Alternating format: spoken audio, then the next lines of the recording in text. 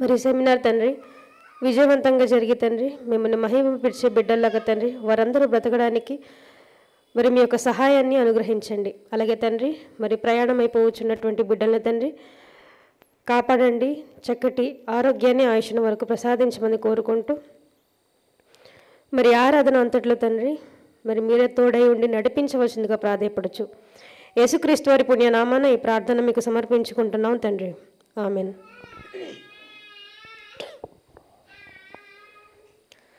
ప్రేమ దేవుని వారులారా, మరి కూడి వచ్చిన మీ అందరికీ ప్రభువైన యేసుక్రీస్తు వారి పేట నా వందనాలు తెలియజేసుకుంటున్నానండి.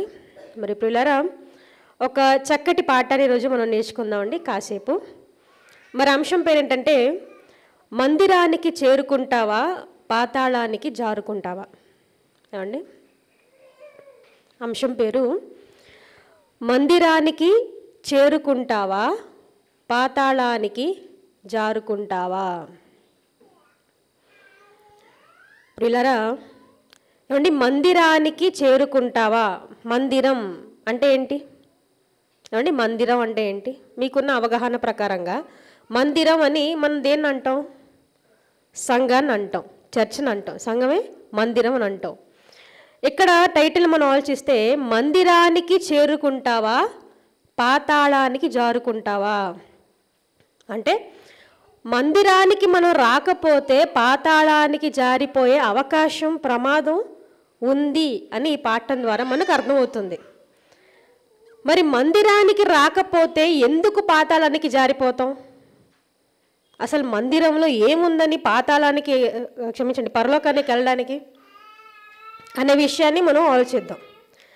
అంతకుముందండి, దయచేసి ప్లీజ్ ఓకే.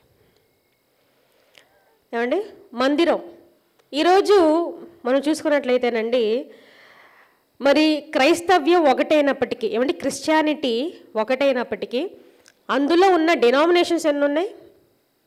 ఏమండి 30,000 ఉన్నాయంట త్రూ అవుట్ వరల్డ్. 30,000, 30,000 డినామినేషన్స్. ఒకటే క్రీస్తు కదా, నమ్ముకున్నది ఒకటే క్రీస్తునే.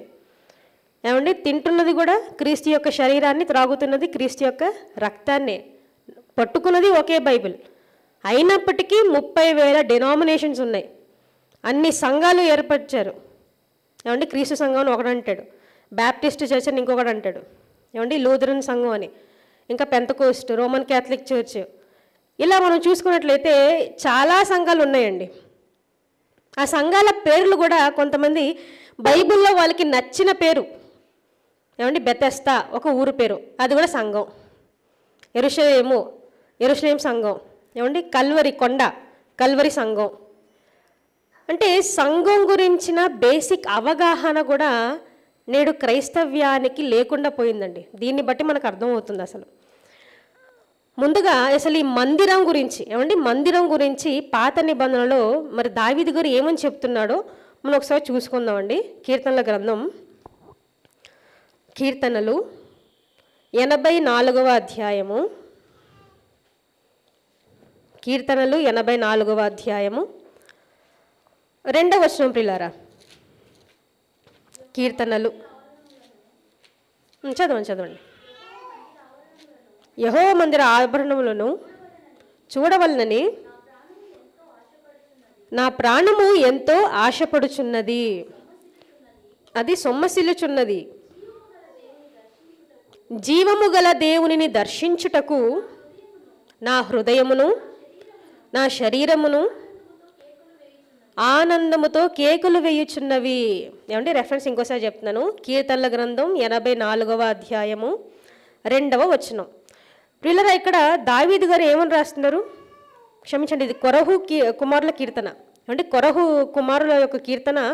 అక్కడ ఏమని రాయబడింది అంటే, మరి వారు ఏమని కోరుకుంటున్నారంటే, యెహోవా మందిర ఆవరణములను చూడవలెనని నా ప్రాణము ఎంతో ఆశపడుచున్నది, అది సొమ్మసిల్లుచున్నది. అంటే ఆ కొరహు కుమారులకు మందిరానికి వెళ్ళడానికి చాలా ఆశగా ఉందంట. అదే మనకి ఇక్కడ కనిపిస్తుంది చూడండి, నా ప్రాణం ఎంతో ఆశపడుచున్నది. తర్వాత జీవము గల దేవునిని దర్శించుటకు నా హృదయము నా శరీరము ఆనందముతో కేకలు వేయుచున్నవి. ఇక్కడ ఒక విషయం మనకు అర్థమవుతుంది. ఏంటది? జీవము గల దేవునిని దర్శించుటకు. ఎక్కడ? మందిరములో. అర్థమవుతుంది కదా? అంటే మందిరములో ఎవరుంటారంట? జీవము గల దేవుడు. అంతే కదండి?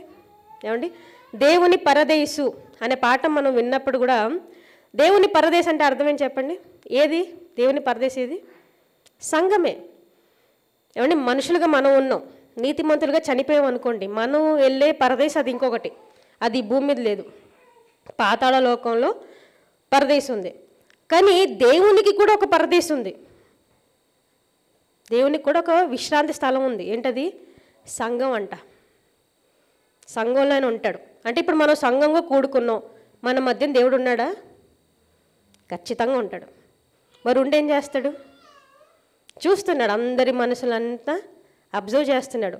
నిజంగా వాక్యం మీదే ధ్యాస ఉందా, లేకపోతే ఇంటి దగ్గర ఆలోచనలు ఉన్నాయా? ఏమండి? సంఘానికి మనం వచ్చామంటే దేవునితో పాటు ఉంటున్నామని అర్థం. అది మందిరంలో ఎవరున్నారంట? జీవము గల దేవుడు ఉంటున్నాడు. ఇకపోతే క్రొత్త నిబంధన. ఏమండి? క్రొత్త నిబంధన కొంత ఒకసారి 2 కొరింథీ పత్రిక 6వ అధ్యాయము. ఏమండి? కొరింథీయులకు రాసినటువంటి 2వ పత్రిక 6వ అధ్యాయము 16 నుండి 18 వచనములు.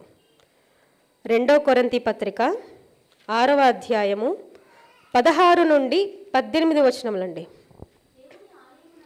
దేవుని ఆలయమునకు విగ్రహములతో ఏమి పొందిక?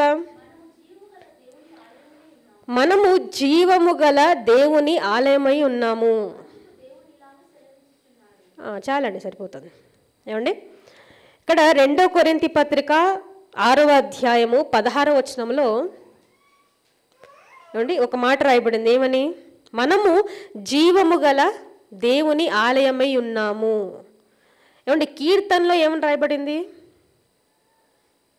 కీర్తనలో ఏమని రాయబడింది? మందిరములో దేవుని దర్శించడానికి నేను వెళ్ళాలి అని చెప్పాడు. కానీ ఇప్పుడు క్రొత్త నిబంధనకు వచ్చేసరికి పౌలు గారు ఏం చెప్తున్నారు? మనమే దేవుని ఆలయమై ఉన్నాము. అంటే ఇప్పుడు దేవుడు సంఘంలో అంటే మందిరంలో ఉన్నాడా, మనలో ఉన్నాడా? మరి ఆ వచనం ఏంటి అర్థం? బైబిల్ని చాలా జాగ్రత్తగా ఆలోచించాలి. 2 మాటలు కరెక్టే. ఏమండి?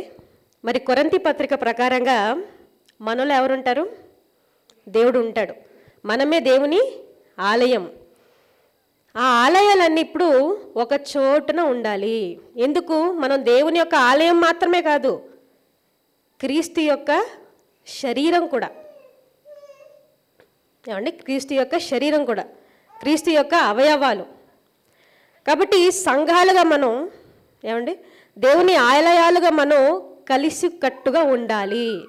అప్పుడు దేవుడు మనతో పాటు ఉంటాడు. ఇండివిజువల్గా ఉన్నప్పుడు కూడా మనతోనే ఉంటాడు.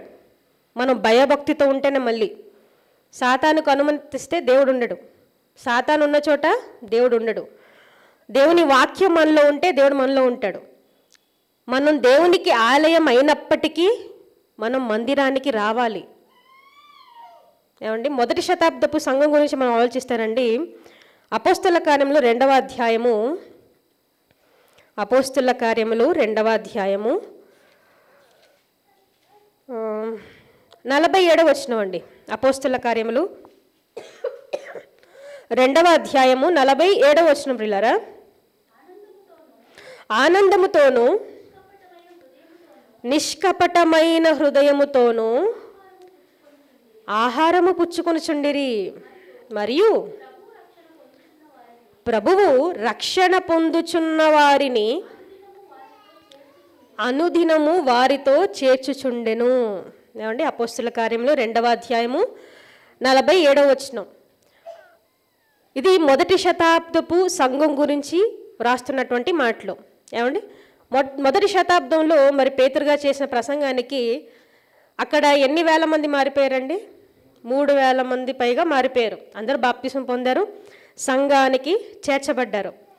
అలాగా మనం 47వ వచనం మనం చూసుకున్నట్లయితే, మరియు ప్రభువు రక్షణ పొందుచున్న వారిని అనుదినము వారితో చేర్చుచుండెను. అంటే రక్షణ పొందుచున్న వారి అంటే బాప్తీసం తీసుకుని ఎవరైతే ఉంటారో ఆ బాప్తీసం తీసుకున్న వారందరినీ సాక్షాత్తు ఎవరు చేరుస్తున్నారంట? దేవుడు, ప్రభువు అనే మాట రాయబడింది.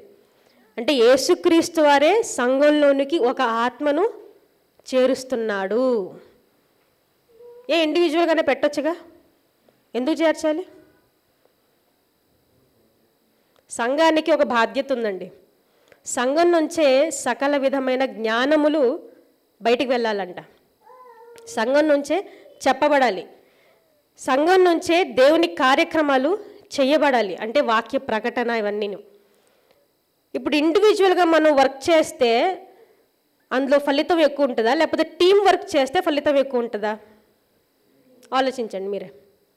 ఇండివిజువల్గా ఒక పని మీకు చెప్పారు చేయమని, చేస్తారు, శ్రమ ఉంటుంది కాదనట్లేదు. అదే మీకు ఒక టీంను కూడా ఇచ్చారు, టీంని ఇచ్చేసి ఈ పని చేయమన్నారు, ఏది మీకు సులువుగా ఉంటుంది? ఖచ్చితంగా టీం వర్కే కదా, ఎందుకంటే అందరి సహకారం ఉంటుంది. అలాగే ప్రభు పనిని మనం అందరం కలిసి కట్టుగా చేయాలనే దేవుడు మనల్ని సంఘంలో చేరుస్తున్నాడు. దీనికి ఒక సపోర్టివ్ రెఫరెన్స్గా యోహాను సువార్త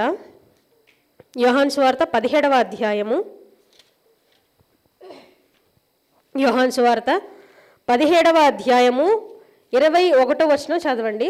యోహాను సువార్త 17వ అధ్యాయము 21వ వచనం అండి. తండ్రి, నాయందు నువ్వును నీయందు నేనును ఉండులాగున వారును మనయందు ఏకమై ఉండవలెనని వారి కొరకు మాత్రము నేను ప్రార్థించటలేదు. వారి వాక్యము వలన నా యందు విశ్వాసముంచు వారందరూ ఏకమై ఉండవలెనని వారి కొరకు ప్రార్థించుచున్నాను. ఏమండి, యోహాను సువార్త 17వ అధ్యాయము 21వ వచనం అండి. మరి యేసుక్రీస్తు వారు ప్రార్థన చేస్తున్నారండి. 17వ అధ్యాయం మొత్తం ప్రార్థనే ఉంటుంది. 18వ అధ్యాయంలో ఆయన పట్టుబడతాడు. సో పట్టుబడడానికి ముందు ఆయన ప్రార్థన చేస్తున్నాడు. ఏమని ప్రార్థన చేస్తున్నాడంటే, తండ్రి, నాయందు నువ్వును నీయందు నేనును ఉన్నలాగున. అంటే తండ్రి యేసుక్రీస్తు వారు ఇద్దరు ఐక్యంగా ఉన్నారు. ఇద్దరికి ఒకే మనసు, ఒకలాంటి ఆలోచనే. వీరిరువరైతే ఎలాగా ఏకమై ఉన్నారో వారును మన యందు ఏకమై ఉండవలెనని. వారును ఎవరు? వారు ఈ సందర్భం ప్రకారంగా వారును అని ప్రస్తావించాడు. ఎవరు వారు? శిష్యుల కోసం ప్రార్థిస్తున్నాడు. వారు అంటే అపోస్తులు కూడా ఏకమై ఉండలాగున వారి కొరకు మాత్రం నేను ప్రార్థించట్లేదు. అంటే శిష్యులు మాత్రం ఏకంగా ఉండాలి, కలిసికట్టుగా ఉండాలని కేవలం శిష్యుల గురించి మాత్రం నేను ప్రార్థించట్లేదు. కానీ వారి వాక్యం వలన, అంటే శిష్యుల నుంచి బయలుదేరే వాక్యం వలన, అపోస్తులు వాక్యం ప్రకటించారు కదండి, ఆ వాక్యం వలన, వాక్యాన్ని వింటున్నట్టు వారు కూడా నాయందు విశ్వసించు వారందరూ ఏకమై ఉండులాగున వారి కొరకు ప్రార్థించుచున్నాను. అంటే వాక్యం విని ఎంతమంది అయితే సంఘానికి చేరుకుంటారో వారందరూ కూడా క్రీస్తునందు ఐక్యం కలిగి ఉండాలి, వారందరూ కలిసికట్టుగా ఉండాలి అని యేసుక్రీస్తు వారు దేవుణ్ణి ప్రార్థిస్తున్నాడంట. అంటే మనం సంఘంలో వస్తే సరిపోదు ఏమండి, సంఘానికి మనం వస్తే సరిపోదు, కూర్చుంటే సరిపోదు, వాక్యం వింటే సరిపోదు. ఎలా ఉండాలంట? ఎలా ఉండాలి? ఇప్పటిదాకా ఏం చెప్పాను నేను? కలిసికట్టుగా ఉండాలి, ఏకముగా ఉండాలి. ఏమండి, వాక్యం ప్రకారంగా ఒకే మనసు కలిగి ఉండాలి. అప్పుడే మీరు సంఘానికి వస్తుంటే దేవునికి ఆనందం, లేకపోతే నువ్వు వచ్చినా వేస్ట్ అయ్యావు. సరే, అసలు సంఘంలో ఇంకొకటి ఏముంది? ఎందుకు ఈ సంఘానికే రావాలి? అంత ప్రత్యేకత ఏముంది ఇందులో? ఏమండి, ఏదో సంఘం ఉంది కదా, అక్కడికి వెళ్ళిపోవచ్చు కదా మనం. ఎందుకు ఈ సంఘానికే రావాలి? ఈ సంఘం అని కాదండి, నిజమైన వాక్యం ఎక్కడ ప్రకటింపబడుతుందో ఆ సంఘానికి మనం వెళ్ళాలి. తప్పుడు వాక్యం ప్రకటింపబడుతుంది అనుకోండి, ఆ దరిదాపుల్లో కూడా మనం వెళ్ళకూడదు. ఎందుకో తెలుసా? ఆ సంఘాలలో ఈ సంఘంలో లేని ప్రత్యేకత ఏంటో తెలుసా? దీని గురించి ఆదికాండంలో రాయించాడు. ఏమంటే ఆదికాండంలో ఒక సందర్భం చూపిస్తాను. ఆదికాండం 28వ అధ్యాయము, ఆదికాండం 28వ అధ్యాయము 12 నుండి 17 వచనంలో ప్రియులారా. ఆదికాండం 28వ అధ్యాయము 12 నుండి 17 వచనములు. అప్పుడు అతడు ఒక కల కనెను. అందులో ఒక నిచ్చెన భూమి మీద నిలవబడి ఉండెను. దాని కొన ఆకాశం నంటెను. దాని మీద దేవుని దూతలు ఎక్కుచూ దిగుచూ ఉండిరి. మరియు యెహోవా దానికి పైగా నిలిచి, నేను నీ తండ్రి అయిన అబ్రహాము దేవుడను, ఇస్సాకు దేవుడనైన యెహోవాను. నీవు పండుకొని ఉన్న ఈ భూమిని నీకును నీ సంతానమునకును ఇచ్చేదను. చాలండి, 17వ వచనం చదవండి ఇప్పుడు. ఏమంటే 16 చదవండి. 16, 17. యాకోబు నిద్ర తెలిసి నిశ్చయముగా యెహోవా ఈ స్థలమందున్నాడు, అది నాకు తెలియకపోయిననుకొని భయపడి, ఈ స్థలము ఎంతో భయంకరము, ఇది దేవుని మందిరమే కానీ వేరొకటి కాదు, పరలోకపు గవిని ఇదే అనుకొనెను. సందర్భం వివరిస్తానండి. మరి యాకోబు గారు మరి అతని అన్నయ్యన ఏశావుని ఒక కూర ఇచ్చేసి మరి జ్యేష్ఠత్వాన్ని లాక్కుంటాడు. జ్యేష్ఠత్వాన్ని లాక్కున్న తర్వాత ఇప్పుడు ఇస్సాక్ గారు ఆశీర్వాదం ఇవ్వాలి. మరి ఎవరికి ఇవ్వాలనుకున్నాడు ఇస్సాక్? యాక్చువల్లీ జ్యేష్ఠత్వపు హక్కు ఉన్నవాడికి ఇవ్వాలి, అంటే ఆయన ప్రకారంగా ఏశావుకి ఇవ్వాలి. కానీ జ్యేష్ఠత్వపు హక్కును ఎవరు తీసేసుకున్నారు? యాకోబు తీసేసుకున్నాడు తెలివిగా. అందుకే ఇప్పుడు ఆ ఆశీర్వచనములు కూడా పొందే అర్హత ఎవరికి ఉంది? యాకోబు గారికి ఉంది. మరి యాకోబు గారు ఇస్సాక్ గారికి వెళ్తారు. కానీ అప్పటికీ ఇస్సాక్ గారికి మంద దృష్టి, అంటే సరిగ్గా కనిపించదు. కానీ వాయిస్ రికగ్నిషన్ అంతా బాగానే ఉంది, స్మెల్ అంతా కూడా బాగానే ఉంది. అందుకు తెలివిగా రిబ్కా ఏం చేస్తుంది? యాకోబు గారిని ఏషవులాగే తయారు చేస్తాడు. ఏషవు గారికి మరి ఒంటి నిండా రోమాలు ఉంటాయండి, అంటే ఒంటి నిండా రోమాలు ఉంటాయి. కానీ యాకోబు గారికి లేదు. కానీ ఈవిడేం చేస్తుంది? ఈ గొర్రెపు బొచ్చు ఉంటుంది కదా, మొత్తం అతికించేస్తుంది. తర్వాత ఏమండి, భార్యకు భర్త గురించి బాగా తెలుసు. అందుకని నువ్వు ఇలాగ ఈ మామూలు బట్టలు వెళ్ళకు, మీ అన్నయ్య చొక్కా ఒకటి ఉంది, అది వేసుకెళ్ళు అని ఇస్తుంది. యాకోబు గారు వేసుకొస్తారు. మరి ఇస్సాకుకి మంచి రుచికరమైనటువంటి భోజనాన్ని రిబ్కాని ప్రిపేర్ చేసి యాకోబుకి ఇచ్చి పంపిస్తుంది.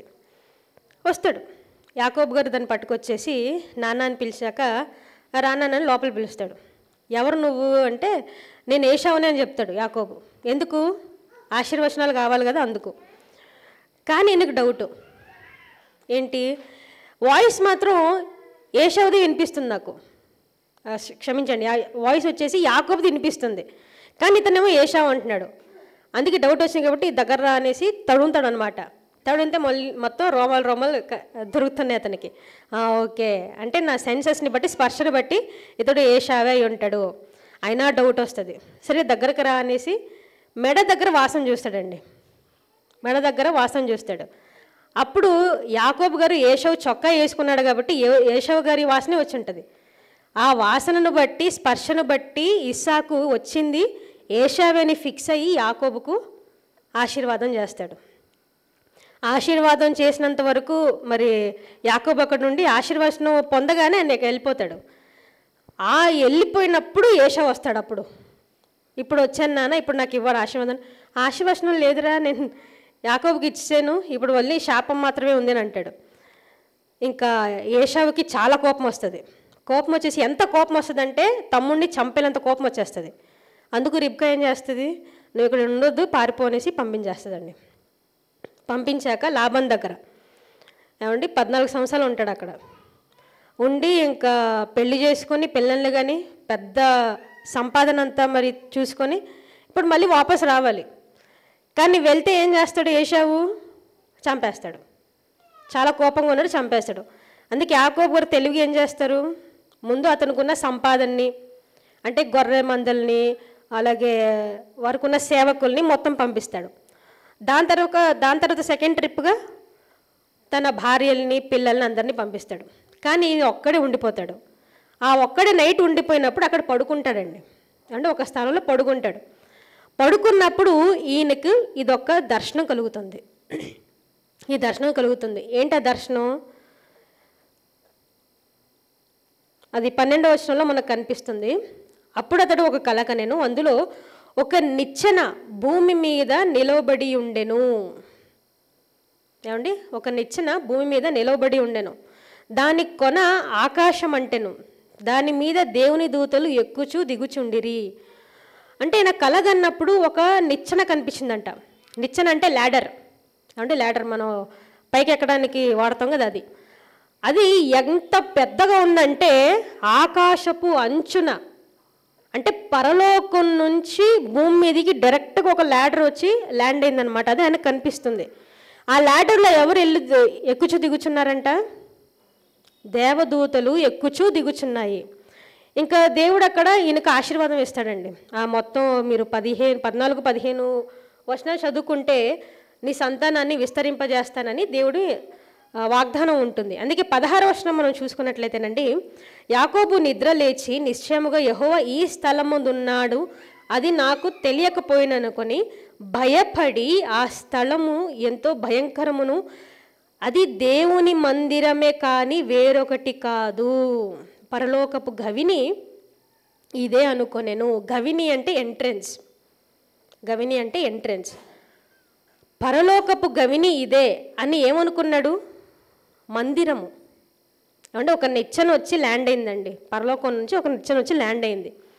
ఆ ల్యాండ్ అయిన స్థలమే భయంకరమైనది, అది యెహోవా మందిరముని అతను చెప్తున్నాడు.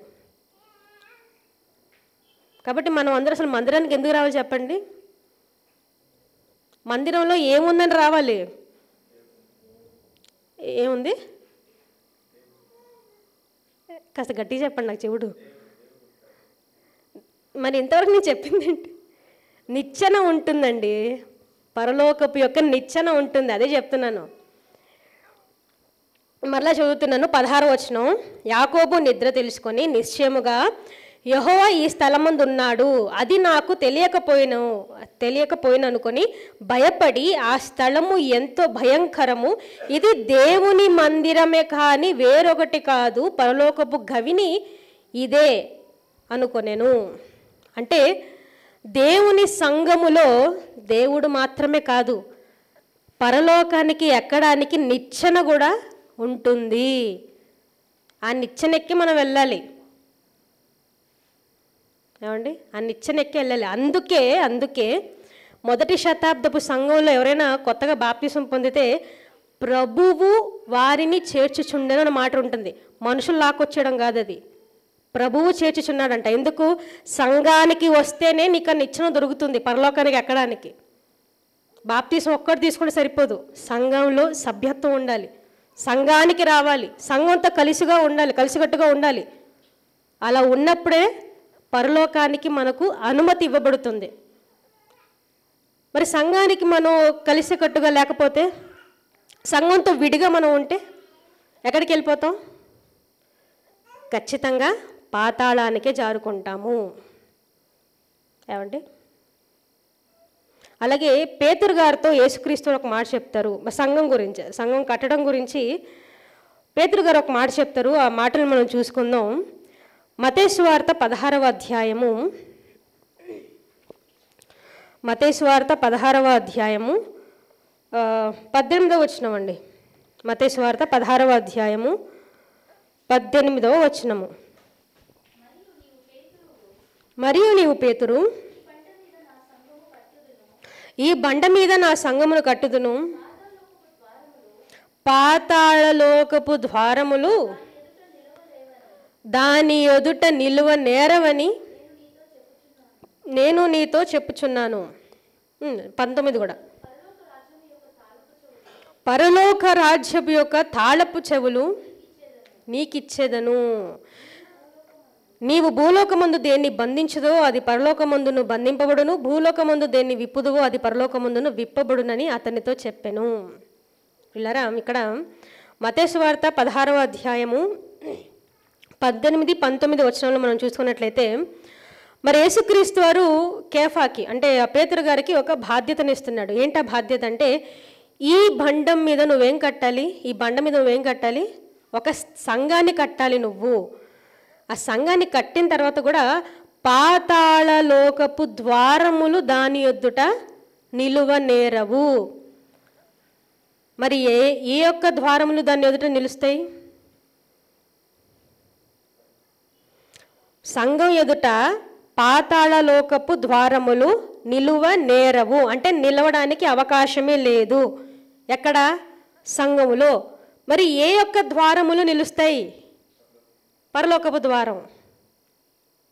అర్థమవుతుందండి?